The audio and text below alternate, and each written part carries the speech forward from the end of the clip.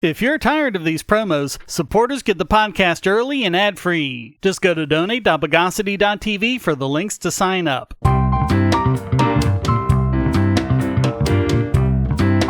Welcome to the Bogosity Podcast for the week of April 16, 2023. The podcast that translated the King James Bible back into Latin.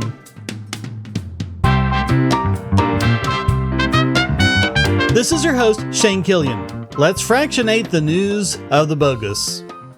And we start off with the big news, which is the leak of some 300 documents confirming that we haven't exactly been told the truth about the Russo-Ukrainian war and America's level of involvement in it.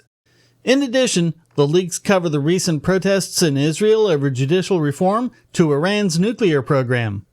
Despite what we've been told, that Ukraine is kicking Ruski ass and Russia has been losing for over a year now, which raises the question we've been asking, why haven't they lost yet? It turns out that Ukraine's losses are 4 times higher than Russia's. Furthermore, war will continue well past 2023, and there shall be no diplomatic efforts on the US NATO-Ukraine side, confirming our earlier coverage. In addition, the U.S.'s surveillance of Zelensky shows that he's been planning to use drones to strike Russians in Russia, which could explain why the U.S. has been reluctant to provide him with long-range weapons. A direct conflict with Russia needs to be avoided. There are also major issues with defenses amid fears of a Russian spring offensive. The documents appear to be photos of hard copies of recent classified documents, some of which are marked top secret, and even no foreign, which means don't share with foreigners. Of course, there's the usual hemming and hawing from officials who say they're doctored, and the information in them could put people at risk by revealing too much to the Russians, and that it's all Russian misinformation. Remember when we covered kettle logic?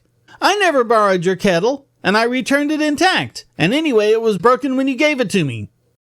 Documents also cover Israeli Prime Minister Benjamin Netanyahu's efforts to overhaul the judiciary amid protests that, according to these leaks, are supported by Mossad. And in Egypt, which has received billions of dollars in military aid from the US, there appears to be a plan to secretly support Russia with armaments. Meanwhile, Serbia, which has officially stayed neutral in the conflict, has agreed to supply weapons to Kiev. The news media, who, as we've discussed, are really just glorified stenographers for the intelligence community, instead of praising transparency and standing up for the rights of the people, has mirrored the government's freakout.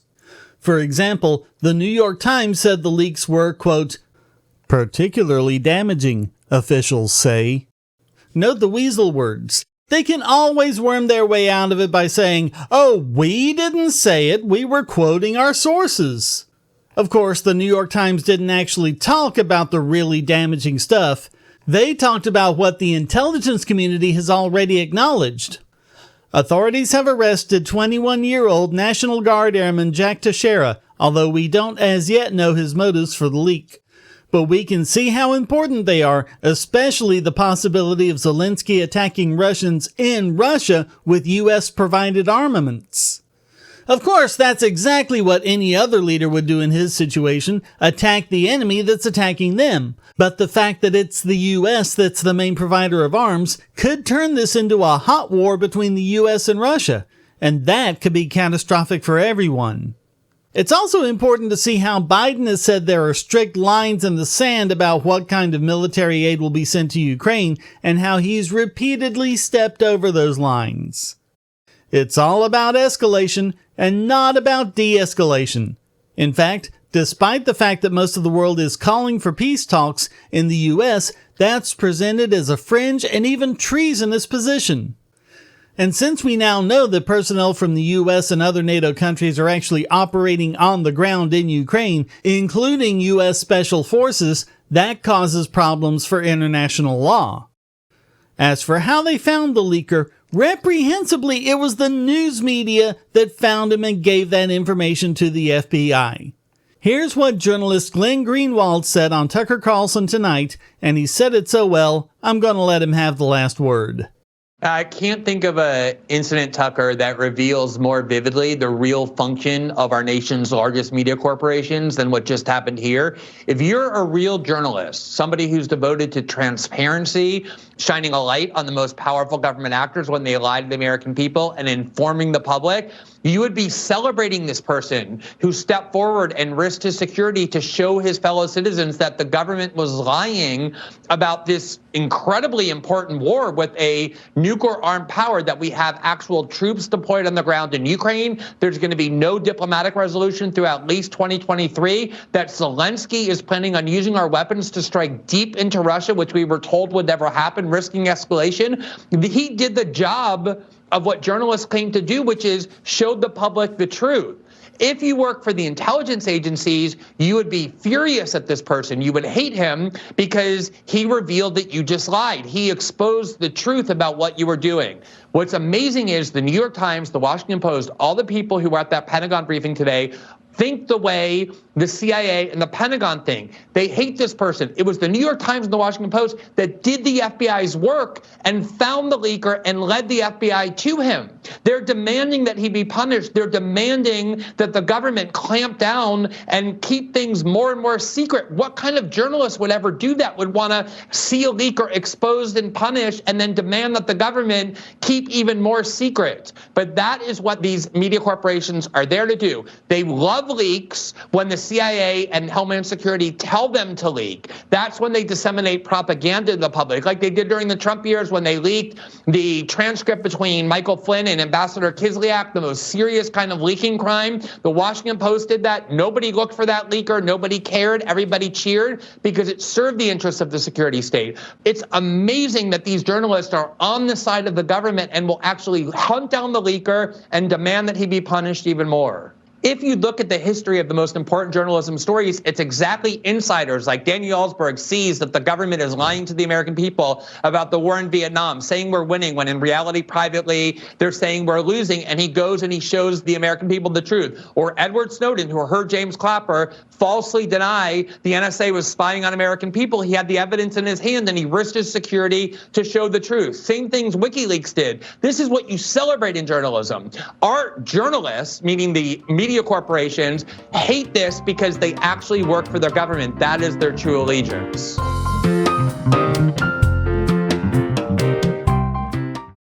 If you're looking for a way to support this channel, but you don't have any spare cash and you can't stand ads, you can do so by generating your own cryptocurrency. Use the links at the bottom of the description to follow the link to Odysee.com to listen to the podcast and see all of my YouTube videos as well. Just watching videos will produce cryptocurrency for the creator and yourself. And since Odysee is always monetized and never censored, you'll have no problem seeing all the videos from your favorite creators. You can also use the library credits you created Odysee to tip creators and even purchase paid content.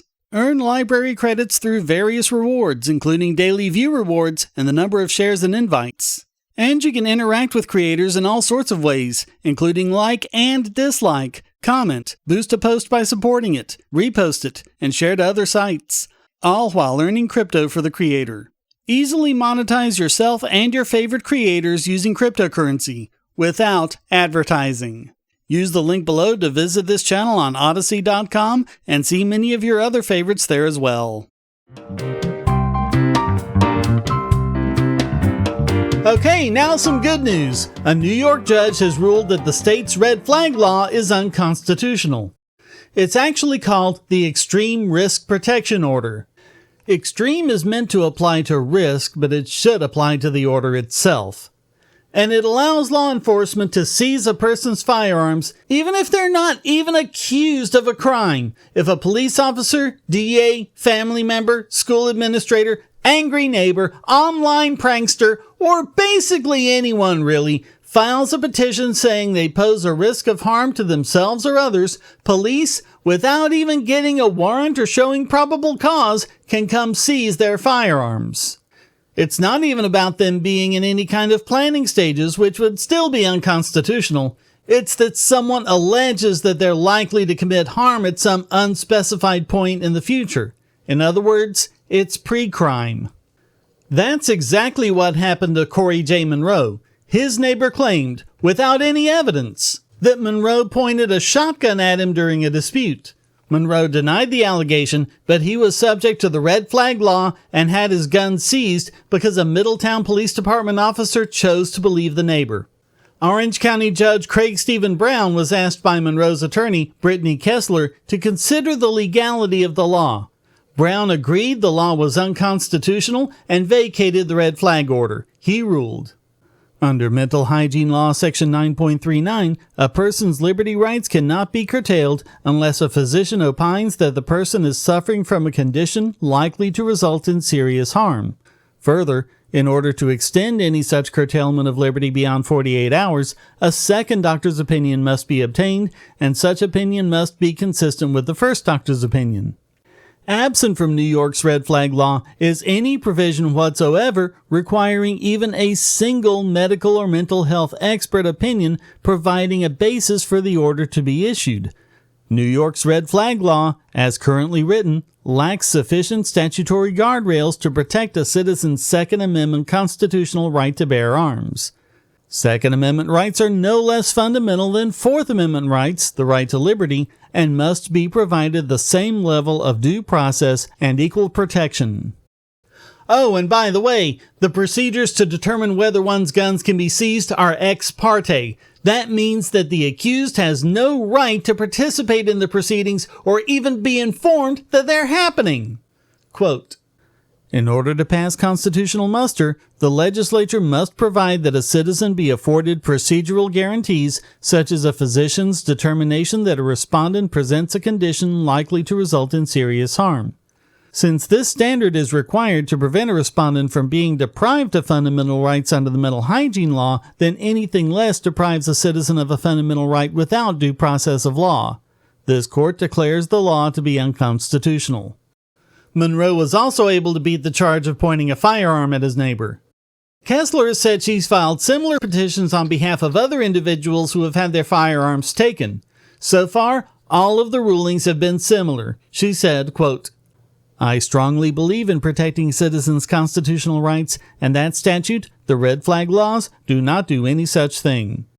An appellate court could potentially overturn any of these rulings, but so far, none of them have appeared before an appellate court. 19 states plus the District of Columbia have these horrible laws, pushed by freedom-hating ignoramuses like Everytown for Gun Safety, who say on their website, quote, in many instances of gun violence, there are clear warning signs that the shooter posed a serious threat before the shooting. Extreme risk laws give community members a way to intervene before warning signs become tragedies. The amount of evidence they have for it? Zero. In fact, California, with the oldest and broadest red flag laws in the country, has more mass shootings than any other state. But even if they could show that to be the case, it still wouldn't matter. You can't punish someone for what you think they're going to do. Really, I think these people saw the film Minority Report and slept through the last 20 minutes. And as we've covered before, the potential for abuse is great. As the NRA said last year, quote, aside from allowing run-of-the-mill malicious actors to indulge personal grudges against law-abiding gun owners, in the current politically charged environment, these laws enable the government to target those with First Amendment-protected political views the government disfavors. And as Gun Owners of America said years ago, quote, if people are truly objectively dangerous, then there are already existing laws which allow authorities to deal with them. But it is dangerous to suggest that a legally intensive process before stripping a person of his constitutional rights is a problem. If you ever cheer on such a law because you're thinking about how they could be used against someone dangerous, stop and think about how they might be used against you.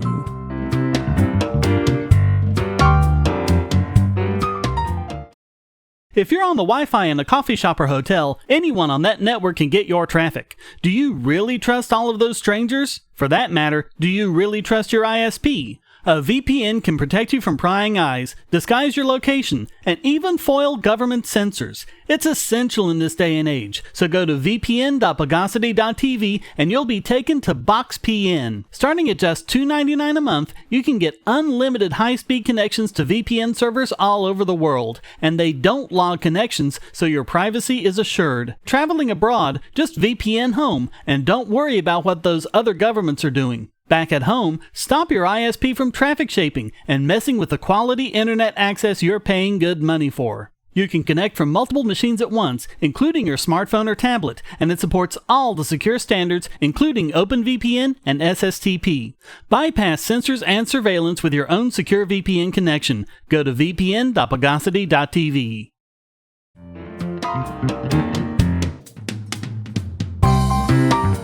And going back to gun idiocy, Tennessee Governor Bill Lee, proving that Republicans suck too, passed by executive order and extreme risk orders strengthening background checks to the point of them being a backdoor red flag law.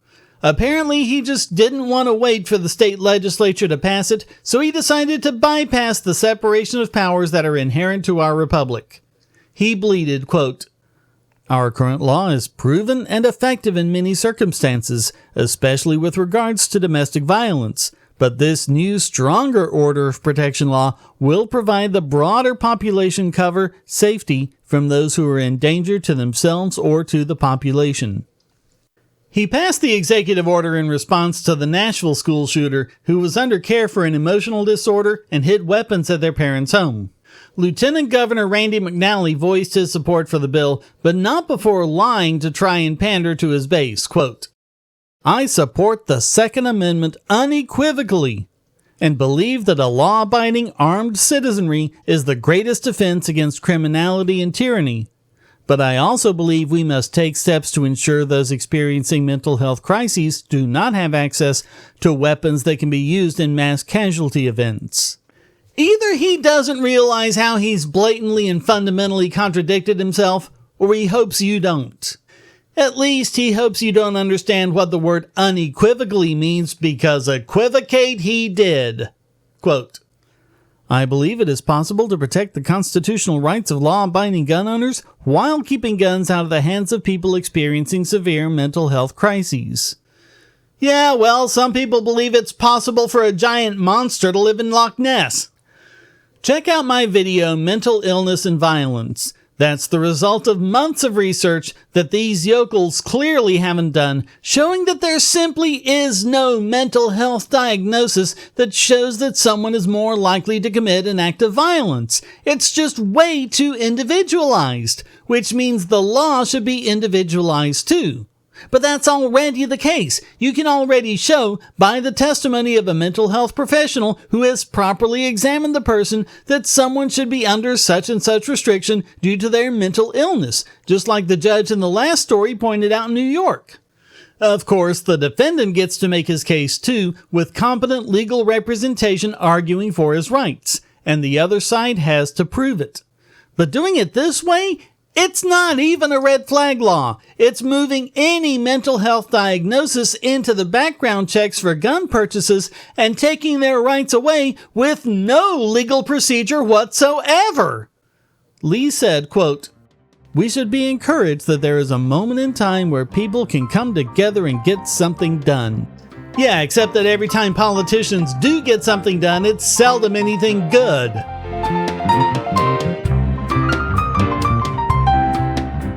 Do you have children, or nieces or nephews? Are you homeschooling, or just want to counter some of the socialist indoctrination most children get in school? If so, go to bogosity.tv/TuttleTwins, and you'll be taken to a website where you can get some great books for elementary-age children. The Tuttle Twins books are books about liberty and free market economics that include children's versions of Bastiat's The Law, Leonard Read's I, Pencil, and Hayek's The Road to Serfdom, as well as books about the Federal Reserve and how regulations protect business cronies. They'll learn about the harm caused by eminent domain, or regulations passed in the name of safety, and fundamental concepts of liberty. And as you can see from the sample pages on the website, they're all easy to read and nicely illustrated. They're just $9.99 a piece, or get a special discount as well as free bonuses when you purchase all 5. You can even buy in bulk to donate to schools and local libraries. So get the Tuttle Twins books at bogosity.tv/Tuttle Twins.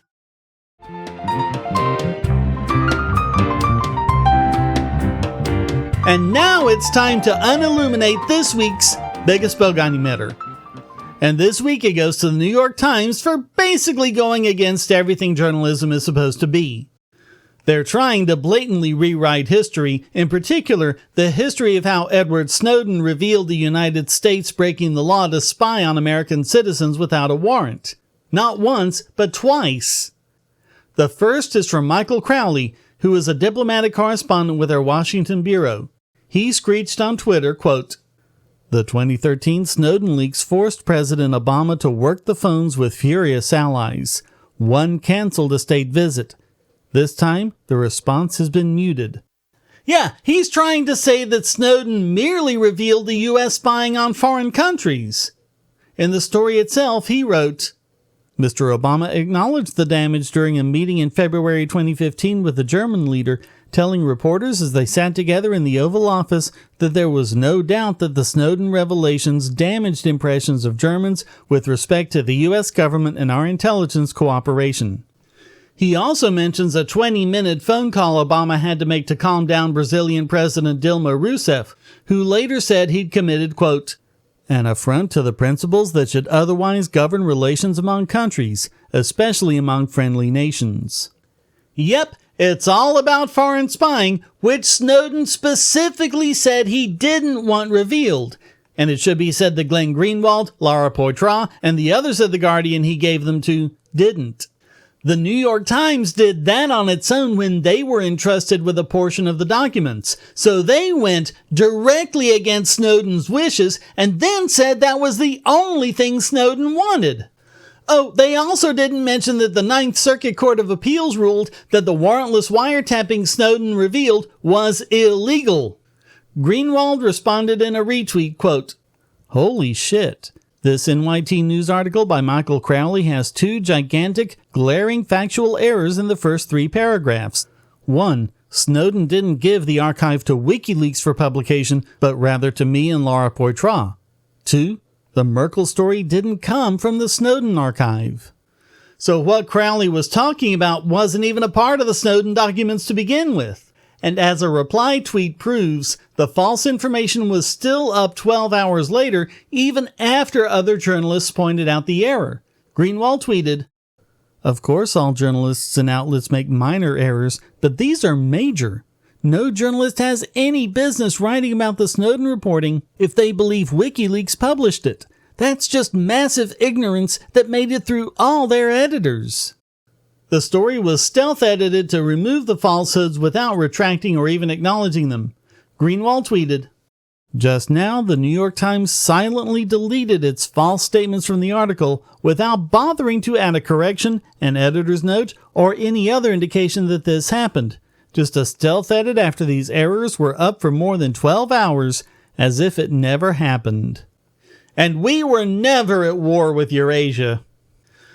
But just in case you think it's just this one writer, consider another article, this one from David Sanger. Among repeating the lie that Snowden had fled to Russia and the U.S. has been trying to bring him back to face charges, instead of revoking his passport and leaving him stranded there, he made other comments that Greenwald blasted in a recent episode of his podcast. This paragraph enrages me. It's full of lies. And this is what he says about the Snowden leaks. When Edward Snowden swept up the NSA's secrets 3 years later, Americans suddenly discovered the scope of how the digital age had ushered in a remarkable new era of surveillance by the agency. This is what he says the NSA's Snowden reporting revealed. Enabling the NSA to pierce China's telecommunication industry and to drill into Google's servers overseas to pick up foreign communications. So in David Sanger's telling, the only thing the Snowden reporting did was reveal that the NSA was spying on China, something that every American would be okay with them doing, and drilling into Google servers to pick up foreign communications, which most people would probably be fine with as well. That's a complete lie.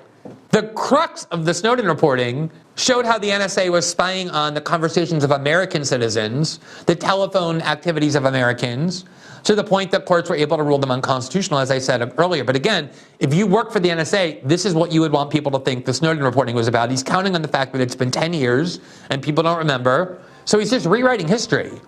They're acting like Mini-True and trying to memory hole what Snowden actually revealed. And that just has to make the New York Times this week's biggest bogon emitter.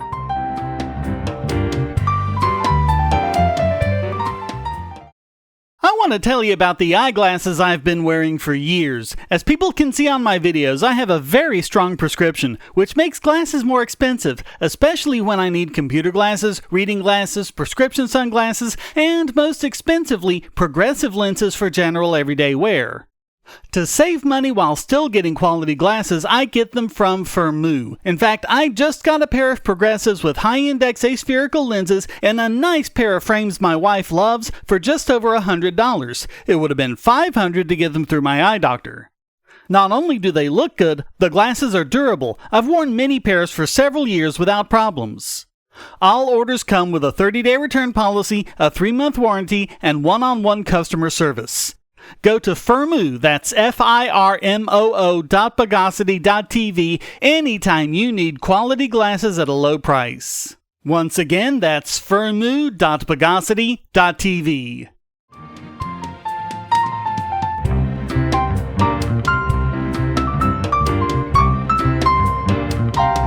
And now let's discern this week's Idiot Extraordinaire!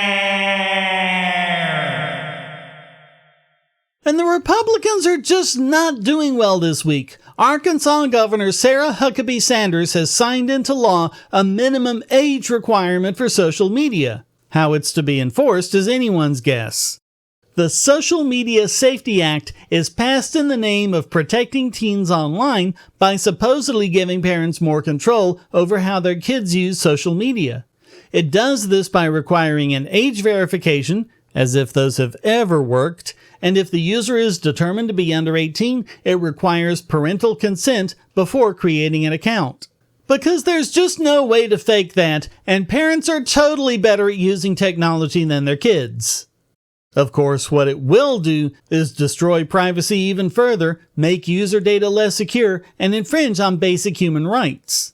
The main concern seems to be protecting the mental health of teens, even though it's been shown that social media doesn't cause or even worsen the mental health problems of teens. It just makes it more visible to everyone else.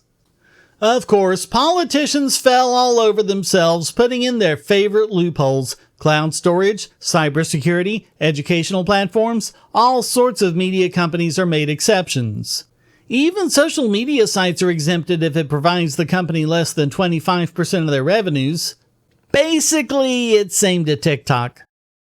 Senator Tyler Dees, lead co-sponsor, said, quote, "There's other services that Google offers, like cloud storage, etc. So that's really the intent of carving out, like LinkedIn, that is a business networking site, and so that's the intent of those bills.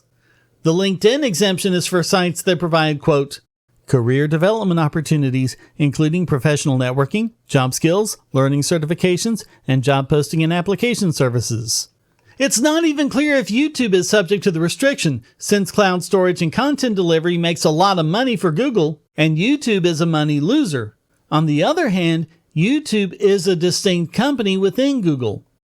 Of course, it's a state law, so only users in Arkansas will be affected, which means that simply using a VPN would get around it. But maybe, just maybe, if you have to make that many exceptions to the bill, you shouldn't have passed the bill in the first place. So all of that makes Sarah Huckabee Sanders this week's Idiot Extraordinaire!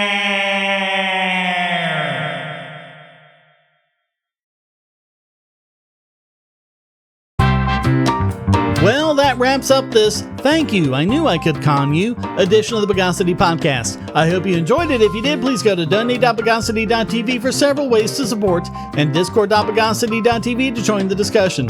Subscribe at Patreon or Subscribestar, and you can listen early and ad-free. Thank you for listening. Until next time, here's a quote from Edward Snowden.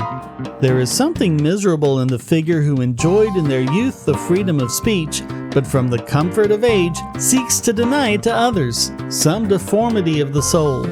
The Bogosity Podcast is licensed under Creative Commons Attribution Non-Commercial No Derivatives 4.0 International License.